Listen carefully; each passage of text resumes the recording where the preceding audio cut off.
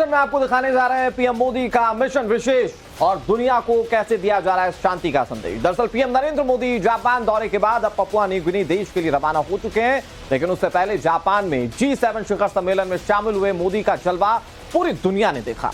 G7 देशों पर PM Modi ने अपनी अलग छाप छोड़ी है। G7 शिखर सम्मेलन न सिर्फ भारत के लिए अहम रहा, बल्कि पीएम मोदी की वर्ल्ड लीडरशिप भी इस सम्मेलन में नजर आई। G7 मीटिंग से लेकर क्वाड बैठक तक पीएम मोदी हर जगह छाए रहे। हर नेता प्रधानमंत्री नरेंद्र मोदी से मिलने के लिए बेहद उत्सुक नजर आया। और देखिए, इस दौरान G7 देशों के साथ जहां अर्थव्यवस्था, व्यापार, विज्ञान समेत कई अहम मुद्दों पर कई देशों से द्विपक्षीय वार्ता हुई, तो वहीं यूक्रेन युद्ध के समाधान को लेकर पीएम मोदी ने ज़ेलेंस्की को भी भरोसा दिलाया। इसके अलावा क्वाड के जरिए भारत, ऑस्ट्रेलिया, अमेरिका और जापान ने चीन को कड़ा और सख्त संदेश दिया है। 4-5 तस्वीरें इस वक्त टीवी स्क्रीन पर आपके सामने, और इन तस्वीरों में आप देखेंगे कैसे वर्ल्ड लीडर्स के साथ पीएम नरेंद्र मोदी ने मुलाकात की, और बरखा बॉडी जेस्चर्स बताता है इन तमाम नेताओं का कि कितनी फॉर्मली ये मुलाकात हुई है, और प्रधानमंत्री नरेंद्र मोदी का कद इन तमाम देशों में जिनके राष्ट्र प्रमुख उनसे मिल रहे थे, उन देशों में कितना बड़ा कद है। और देखिए, जापान में हुई क्वाड बैठक में इंडो पैसिफिक क्षेत्र में चीन की दादागिरी को लेकर सख्त और कड़ा संदेश भी दिया गया है। क्वाड बैठक में चीन को सख्त चेतावनी दी गई। इशारों में पीएम नरेंद्र मोदी की चीन को दो टूक सामने आया। जहां इंडो पैसिफिक में चाइना हरकतों से बाज आए, यह संदेश सीधे तौर पर दिया गया। क्वाड देशों ने भी चीन को लताड़ा है। चीन की आक्रामक गतिविधियों का जवाब दिया जाएगा अगर वो नहीं मानता। ये सारी बातें वहां पर कही गई और अस्थिरता फैलाई गई तो इसका कड़ा विरोध किया जाएगा। 2024 में भारत क्वाड देशों की मेजबानी करेगा। 2024 के लिए यह बहुत अहम है, लेकिन पीएम नरेंद्र मोदी जब यहां पर पहुंचे तो चाइना को जो संदेश दिया वो सबसे ज्यादा महत्वपूर्ण है। देखिए, क्वाड की बैठक में चीन को क्या दो टूक चेतावनी यहां पर दी गई है। इस बैठक में भारत, अमेरिका, जापान और ऑस्ट्रेलिया ने क्या फैसला लिया है वो भी यहां पर अनुराग बता देते हैं अपने दर्शकों को। एक एक पॉइंटर के जरिए आपको बताएंगे कि चाइना को क्या सख्त संदेश दिया गया। देखिए, इंडो पैसिफिक क्षेत्र में चाइना अपनी हरकतों से बाज आ जाए, क्योंकि चाइना इस क्षेत्र में अपने दबदबे को बढ़ाने की कोशिश करता रहा है, दूसरे देशों की संप्रभुता से खिलवाड़ करता है, लिहाजा इस क्षेत्र में उसे एक बड़ी चेतावनी दी गई है। और चीनी सेना ने आक्रामकता दिखाई तो उसका जवाब जो है वो करारा यहाँ पर दिया जाएगा। ये बात एकदम स्पष्ट कर दी गई है, क्योंकि चीन कहता कुछ है, करता कुछ है। लगातार उसकी ओर से ऐसी हरकतें की जाती हैं जिससे कि बाकी देशों को परेशानियां होती हैं। चीन की आर्मी पीपल्स लिबरेशन आर्मी, और वो कैसे विस्तारवाद की नीति पर काम करता है ये सबने देखा है। अस्थिरता फैलाने वाली गतिविधि को कड़ा विरोध झेलना होगा। ये सीधे तौर पर चाइना को चेतावनी दी गई कि अगर आपने कुछ ऐसा किया जो दूसरे देशों को प्रभावित करता है तो फिर आपको रिटेलिएट पुरजोर तरीके से किया जाएगा। और भारत तो देखिए देखता ही है कि किस तरह से लगातार सीमा पर प्रयास चीन की ओर से, उसकी आर्मी की ओर से किए जाते हैं।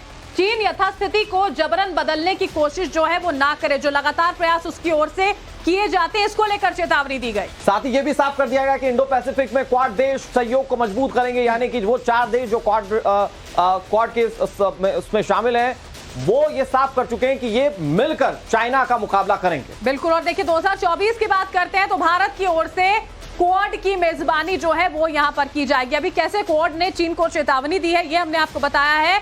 2 टूक यहाँ पर कह दिया गया कि अगर गलत कदम उठाए जाते हैं तो उसका करारा जवाब दिया जाएगा। और अब यही क्वाड की बैठक 2024 में उसकी मेजबानी जो है वो भारत करता हुआ नजर आए। बहुत दिलचस्प है, क्योंकि चाइना पहले से ही इस बात को लेकर अपनी आपत्ति जाहिर कर रहा था, अपनी बौखलाहट को दिखा चुका था, और यहां से जो बौखलाहट चाइना के सामने आ रही थी उसकी वजह पता चल गई कि क्यों चाइना इतना बौखला रहा था, क्योंकि भारत का जो गठजोड़ है दूसरे देशों के साथ वो और मजबूत हो रहा है। इन सब के बीच में आपको बता दें कि ये क्वाड है क्या। दरअसल क्वाड क्वाड्रिलेटरल सिक्योरिटी डायलॉग, इसका फुल फॉर्म है क्वाड का, और इसमें 4 देश आते हैं। देखिए, नवंबर 2017 में क्वाड की स्थापना जो है वो यहाँ पर की गई थी, जिसकी बैठक भी यहाँ पर हुई, और जापान की पहल पर क्वाड को बनाया गया था। क्वाड में 4 देश, भारत, जापान, अमेरिका और ऑस्ट्रेलिया, ये 4 बड़े देश शामिल हैं जो कि शांति को लेकर पूरे विश्व में प्रचार प्रसार करते हैं। बिल्कुल। देखिए, इंडो पैसिफिक सुरक्षा चारों देशों का मकसद है। इंडो पैसिफिक रीजन जो है उसकी सुरक्षा का जो मुद्दा है वो यहाँ पर सबसे अहम क्वाड के लिए यहाँ होता है। समुद्री रास्तों में व्यापार को आसान बनाना, यह भी एक अहम मुद्दा जो है क्वाड का रहता है। इंडो पैसिफिक क्षेत्र में चीन की सैन्य मौजूदगी पर लगाम लगाना भी इस क्वाड का एक महत्वपूर्ण मकसद है, और ऐसे में इसे लेकर तमाम बड़े कदम उठाए जा रहे हैं और क्वाड ने अपनी स्थिति को बिल्कुल साफ कर दिया चाइना को लेकर। इस पर बातचीत करने के लिए हमारे साथ दो बेहद खास मेहमान जुड़े हुए हैं। हमारे साथ रोविंदर सचदेव जुड़े हुए हैं जो कि फॉरेन एक्सपर्ट हैं। इसके साथ हमारे साथ retired captain UK Devnath sir जुड़े हुए हैं बतौर डिफेंस एक्सपर्ट। आप दोनों का बहुत बहुत स्वागत है। अगर शुरुआत में रोविंदर सर आपके साथ करूं, पीएम नरेंद्र मोदी के इस दौरे को कैसे देखते हैं आप? क्योंकि जापान से वो पपुआ न्यू गिनी के लिए रवाना हो चुके हैं, लेकिन जापान में उनके जितने भी कार्यक्रम रहे, जितने देशों के राष्ट्र प्रमुख से उनकी मुलाकात हुई, उनके बॉडी जेस्चर और पीएम नरेंद्र मोदी ने जितना सब कुछ कहा, उसका क्या मैसेज पूरे वर्ल्ड पर देख रहे हैं आप? Thank you very much. मेरे विचार से मोदी जी का ये जो विजिट है, अगर आप तीनों ले लें, जापान G7 के लिए, क्वाड के लिए, फिर पपुआ न्यू गिनी और ऑस्ट्रेलिया का जो ये ट्रिप है, इसमें एक तो बहुत क्लियर है कि इंडिया अब इस रीजन में, यानी कि इंडो पैसिफिक रीजन में इंडिया अपना आउटरीच कर रहा है। दैट्स वन, हो भी रहा है और हम कर भी रहे। अब वापस आइए G7 पे। G7 में जिस तरह से हर लीडर मिले और जिस तरह से हर लीडर ने मोदी जी को कहा, अब ये हमें समझना चाहिए कि बिना सोचे समझे कोई बात नहीं कहते।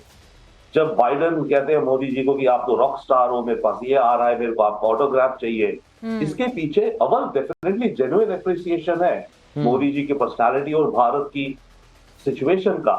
बट इसके पीछे इन सब लीडर्स का प्रयास ये है कि भारत से रिश्ते क्लोजर करें और भारत के रिश्ते रशिया से थोड़े दूर करवाए जाए।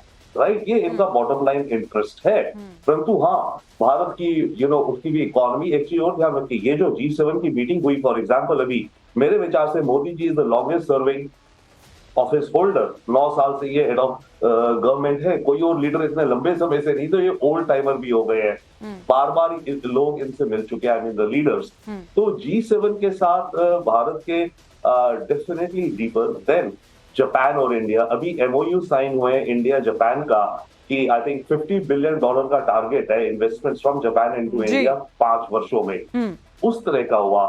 पापुआ न्यू गिनी में जो हो रहा है, पापुआ न्यू गिनी बहुत ही क्रिटिकल चीज है। देखिए, ये आइलैंड्स की चेन है। Papua New Guinea itself is करीब 500 या 600 टापू है, छोटे छोटे, राइट। तो पूरी साउथ चाइना और इंडो पैसिफिक में चाइना का जो दबदबा एक्सपैंड हो रहा है, उसको काउंटर करने के लिए ये बहुत इंपॉर्टेंट विजिट है। और लास्ट पॉइंट मैं कहूंगा, क्वाड का आप जो कह रहे थे, देखिए क्वाड एक इकोनॉमिक पार्टनरशिप है, क्वाड एक मिलिट्री अलायंस नहीं है। बट क्वाड का ऑब्जेक्टिव है कि चाइना की इकोनॉमिक ग्रोथ को रोकना। ये ऑब्जेक्टिव है क्वाड का कि एशिया के अंदर जितने देश है, ये सब आपस में सप्लाई चेन्स बनाए, ये आपस में ग्रीन हाइड्रोजन, वो भी एक MOU हुआ है तो किशिदा सान के साथ बोलिएगा, green hydrogen economy, climate change, इन सब चीजों को लेके ये जो सारे देश है, यहाँ पर क्वाड के देशों का बिजनेस ज्यादा हो और चाइना का बिजनेस पीछे और हटाया जाए। बिल्कुल। सचदेवा सर, वापस हम आपके पास लौटेंगे। यूके देवनाथ सर भी जुड़े हुए हैं। देवनाथ सर, जिस तरह से सचदेवा सर यहाँ पर कह रहे हैं कि कोशिशें यहाँ पर जो वर्ल्ड लीडर्स ने मुलाकात की है, ये क्लोजनेस बहुत सालों से रही है प्रधानमंत्री नरेंद्र मोदी से, लेकिन अभी मौजूदा परिप्रेक्ष्य में बात करें तो प्रयास ये है कि रशिया से थोड़ी जो दूरी है वो बनवाई जा सके। लेकिन भारत ने अपना स्टैंड एकदम क्लियर शुरुआत से रखा है। यूक्रेन के राष्ट्रपति से भी मुलाकात हुई है, ये कहा गया है प्रधानमंत्री की ओर से हर संभव मदद दी जाएगी और रशिया के साथ जो रिश्ते हैं वो भी अपने स्तर पर विदेश नीति के मुताबिक बनाए रखे जाएंगे। ये सारी बातें एकदम साफ हैं। जी हाँ बरखा, एक चीज तो बहुत क्लियर है कि भारत बहुत प्रैग्मेटिक है, यानी भारत वही कार्रवाई करेगा जिसमें भारत और भारत के नागरिकों की भलाई है। जब राष्ट्रपति जेलेंस्की से प्रधानमंत्री मोदी जी की मीटिंग हुई तो एक बहुत चीज जो क्लियर थी कि उनके राइट साइड में S जयशंकर बैठे थे और लेफ्ट साइड में अजीत डोभाल बैठे हुए थे। भारत का रूस के साथ जो संबंध है वो बहुत मजबूत है, प्रगाढ़ है, मित्रता पूर्वक है। पश्चिमी देश चाहते हैं कि भारत रूस से थोड़ा सा हट जाए, ऐसा शायद कभी भी नहीं होगा। ये हर तरह के फोरम पर, हर तरह के स्टेज में भारत ने और मोदी जी ने भी 1-to-1 मीटिंग के दौरान दुनिया के बड़े बड़े लीडर्स को बताया है। हाँ, क्वाड में भारत की बहुत मजबूती से एक पार्टिसिपेशन है। भारत चाहता है कि चारों देश मिलकर मजबूती से आगे बढ़े, ट्रेड बढ़े, उनमें जो आपस में कल्चरल और फाइनेंशियल ट्रेड, बिजनेस, साइंटिफिक आदान प्रदान वो ज्यादा हो। लेकिन अभी तक भारत ने क्वाड को एज ए मिलिट्री ऑर्गेनाइजेशन कोई माना नहीं है। हाँ, क्वाड क्या चीन के विरुद्ध काम करेगा? हम चीन के कंपटीशन में हैं। चीन क्वाड का दुश्मन नहीं है, चीन भारत का दुश्मन नहीं है। हम चाहते हैं कि चारों देश मिलकर चीन को एक कंपटीटर हिसाब से ट्रीट करें। हमारा जो ट्रेड है, बिजनेस है, साइंटिफिक आदान प्रदान है या ग्लोबल जो कंसर्न है, वो हम इस तरह से चारों देश मिलाकर आगे बढ़ाएं कि चीन भी फाइनली बाध्य हो जाए हम चारों देशों की बात सुनने के लिए। हम बहुत ही मैच्योर देश हैं बरखा, हम चीन को चिढ़ाना नहीं चाहते, लेकिन क्वाड के थ्रू चीन को एक मैसेज जाता है कि अगर चीन ने कोई गुस्ताखी की, हम बोलते हैं रूल बेस्ड वर्ल्ड, यानी दुनिया भविष्य में कुछ नियमों के अंतर्गत आगे बढ़े।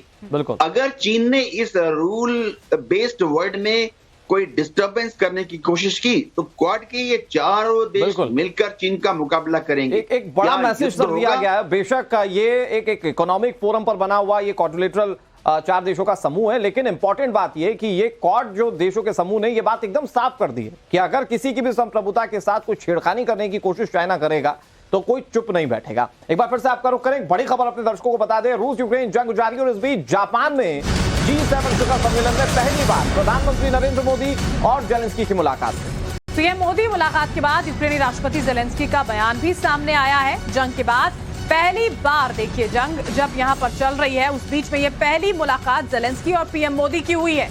प्रधानमंत्री से मुलाकात पर जेलेंस्की का बयान सामने आया। पीएम के भरोसे पर जेलेंस्की को पूरा भरोसा है। यूक्रेन संकट के समाधान का पीएम नरेंद्र मोदी ने भरोसा दिया था और इस पर जेलेंस्की को एतबार है कि भारत ये कर सकता है जो दूसरे देश नहीं कर पाए, वो प्रधानमंत्री नरेंद्र मोदी और भारत कर सकते हैं। और देखिए, जेलेंस्की की ओर से प्रधानमंत्री नरेंद्र मोदी को यूक्रेन आने का न्योता भी इस बीच में दिया गया।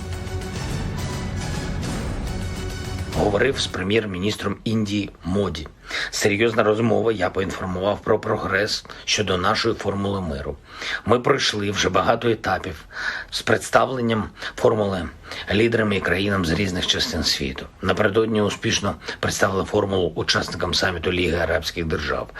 І зробимо все, щоб залучення світу до нашої мирної ініціативи було максимальним із можливого. Вірю, що Індія візьме участь у відновленні міжнародного порядку, заснованого на правилах, які очевидно потрібні всім вільним націям.